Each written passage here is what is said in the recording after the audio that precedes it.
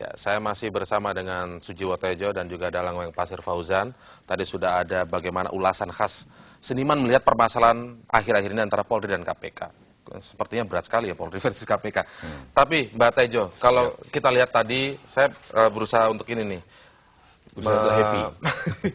Melihat dari pidato dari Mensesnek Sudi Silalahi tadi. Kalau disebutkan Presiden itu sebenarnya nggak mendiamkan loh kasus atau masalah yang terjadi dalam Polri dan juga KPK. Enggak, saya takutnya Pak SBY lagi ketularan Pak Jokowi. Pak Jokowi kan gembar-gembor sekarang ini.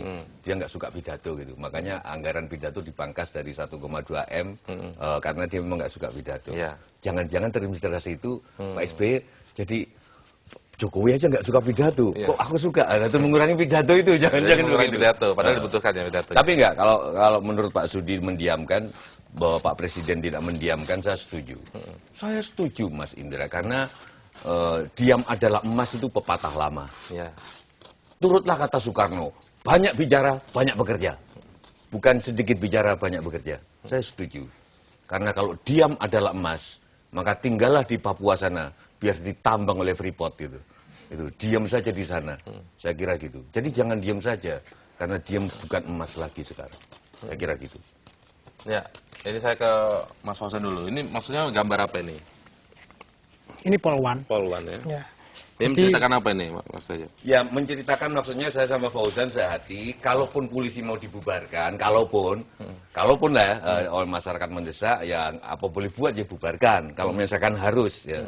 Tapi jangan sampai Polwan juga dibubarkan. Saya kira gitu. Itu sindirannya kayak gitu ya. Terutama Polwan anti MC. Itu saya kira. Nah, ini ada juga lagi yang menarik. Saya ingin tanya pendapat-pendapat aja dari Mbak Tejo ini. Kalau tadi disebut juga oleh Pak Sudi Silalahi ya, dalam jumpa persnya jam 4 sore tadi, mengatakan juga bahwa kalau masalah ini sebenarnya tidak serunyam seperti yang digembar-gemborkan oleh orang-orang tertentu. Memang ada pepatah di Pak SBY pasti sudah tahu. Jadi orang itu jangan gampang gumunan, jangan gampang heran, ojo guru aleman. Jadi jangan gampang dipuji, tapi juga jangan gampang kagetan. Jadi jangan gampang kaget, sehingga melihat keadaan dalam tanda kutip penyerbuan malam-malam Jumat malam itu saya waktu itu ada di rumah Pak Mahfud. Pak Mahfud juga baca itu juga kaget juga baca SMS ada penyerbuan itu.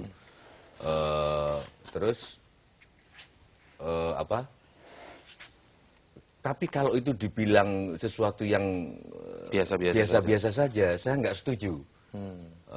Karena untuk kasus seperti ini misalnya, kalau misalnya Pak Indra, kalau misalnya 8 tahun itu kelakuannya novel betul, kenapa ya nggak pembunuhannya Munir yang 8 tahun juga nggak diproses, saya kira gitu. Dan kalau misalkan itu betul, kenapa penangkapannya pada saat Pak Novel ini, novel ini sangat laris hari ini. Ini novel terlaris, jadi novel bestseller ini dalam 3 hari ini. Kenapa kok diciduknya, usaha menciduknya pada saat-saat beliau menyidik bosnya salah satu, saya kira gitu. Saya kira.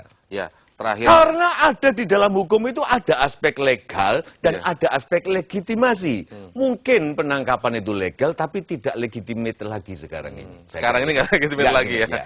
Oke, itu versinya Mbak Tejo berarti. Tapi yang terakhir sekarang. Versinya Manchester United. Nah, sekarang kalau disebutkan orang menanti presiden, apa sikap presiden? Ini kan di demo-demo hari ini kan juga mengatakan gitu, kemana presiden kita. Nah, tetapi kan sudah dijelaskan tadi, Presiden ini hanya menjalankan sesuai dengan undang-undang dan MOU antara KPK dan Polri. Bagaimana Pak Tejo? MOU apa MU? Antara KPK dan... Enggak, saya kira enggak Pak Presiden. Karena Polri itu ada di bawah Presiden. Sehingga masih bisa, wah kayak sok tahu aja yang seniman. Tapi ada di bawah Presiden, mestinya bisa. Tetapi saya betapapun masih bangga sama Pak SBY. Karena meskipun katanya nggak punya kuasa sudah, tapi saya yakin masih punya kuasa karena kalau pidato itu antara mulut sama itu sing gitu loh, antara mulut sama yang diucapkan itu sama, gerakannya sama. Kalau nanti kalau sudah nggak sama berarti sudah ada yang nyetir banyak orang di belakang, saya kira gitu. Oke, oke, itu tadi pandangan Sediman tentang permasalahan yang terjadi akhir-akhir ini antara Polri versus KPK. Tapi kita tunggu terus bagaimana kasus ini terus bergulir.